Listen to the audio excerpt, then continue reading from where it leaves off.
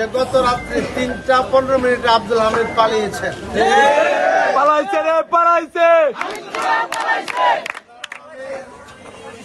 থানায় একটি মার্ডার মামলা সহ বিভিন্ন উপজেলায় কিন্তু মামলা রয়েছে।